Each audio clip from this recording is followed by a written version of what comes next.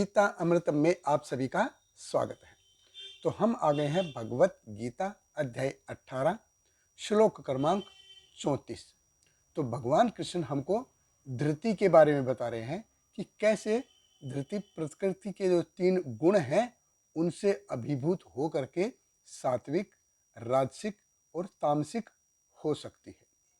और पिछले श्लोक में हमने देखा भगवान ने हमें सात्विक धृति के बारे में बताया कि जो अपने मन, प्राण और इंद्रिय के जो कार्यकलाप को कंट्रोल करती है वो सात्विक धृति है। इस श्लोक में भगवान हमें राजसिक धृति के बारे में बताएंगे।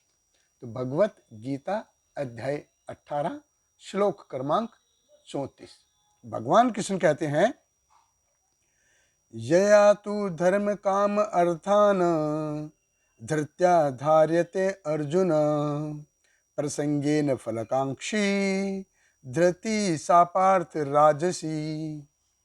भगवान कृष्ण कहते हैं, लेकिन हे अर्जुन, जिस धृति से मनुष्य धर्म, अर्थ तथा काम के फलों में लिप्त बना रहता है वह राजसी है। देखिए, भगवान कृष्ण कह रहे हैं यया तु धर्म काम अर्थान है, यानी कि धर्म, काम और अर्थ। तो मोक्ष से वो दूर है, मोक्ष का उसमें नामो निशान भी नहीं है। क्यों? क्योंकि जो मोक्ष को जो समर्पित है वो सात्विक है। पिछले श्लोक में जैसे हमने कहा धृत्या यया धार्यते मन प्राण इंद्रिय क्रिया। तो ये सारे के सारे क्या करते हैं, ये मोक्ष के रास्ते पे पूरी तरह अडिग रहते हैं, तो वो सात्विक धृति है। लेकिन बाकी के जो 3 गोल हैं, धर्म, अर्थ और काम, इनके प्रति जो बहुत ज्यादा अटैच रहता है वो है राजसिक धृति। धार्यते अर्जुन, भगवान कृष्ण कहते हैं कि कैसे भी हो वो जो धृति वाला जो मनुष्य है, धर्म, अर्थ और काम, इनके बाहर वो जा ही नहीं सकता।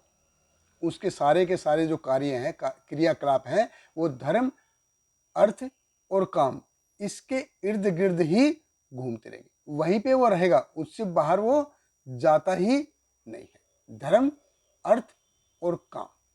अब धर्म करेगा तो क्या होगा? धर्म करेगा तो पुण्य मिलेगा। अब पुण्य मिलेगा तो अर्थ आएगा, अर्थ यानी कि धन आएगा। अभी अर्थ आएगा, धन आएगा तो स्वाभाविक रूप से इंद्रिय भोग की जो है लालसा वो बढ़ेगी। फिर उसी इंद्रिय भोग के लिए, उसी एंजॉयमेंट को और बढ़ाने के लिए फिर से वो धर्म करेगा। देखिए, इस प्रकार हम देखते हैं कि जो धर्म है वो भी अपने जाल में फंसाता है। धर्म करेंगे, धर्म हमें क्या देता है? धर्म हमें पुण्यता देता है। पुण्यता देगा तो इंद्रिय भोग के साधन उपलब्ध होंगे, यानी कि अर्थ आएगा, अर्थ यानी कि धन आएगा।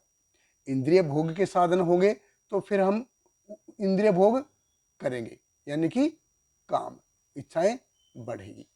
जब व्यक्ति इनको बार बार करके पक जाता है तब वो मोक्ष के रास्ते पे आता है। इसीलिए भगवान कृष्ण कहते हैं ज्ञान योग के मार्ग पे आना ये असल में बहुत ही मुश्किल है। It is very very difficult है। क्यों है? क्योंकि आसक्ति। भगवान कृष्ण कहते हैं प्रसंगेण फल आकांक्षी। प्रसंग अर्थात प्रत्यक्ष रूपेण संग, 100%। अपने कार्य के जो रिजल्ट हैं उनके प्रति बहुत ज्यादा अटैचमेंट है।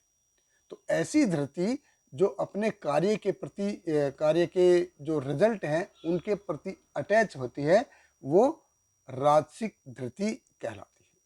प्रसंगेण फल आकांक्षी, कि वो जो भी कुछ कार्य करेगा उसमें मेरे लिए क्या है, मेरे लिए क्या अच्छा है, तभी वो कार्य करेगा। इसीलिए वो धर्म करेगा, धर्म करेगा अर्थ मिलेगा, इसीलिए फिर काम है।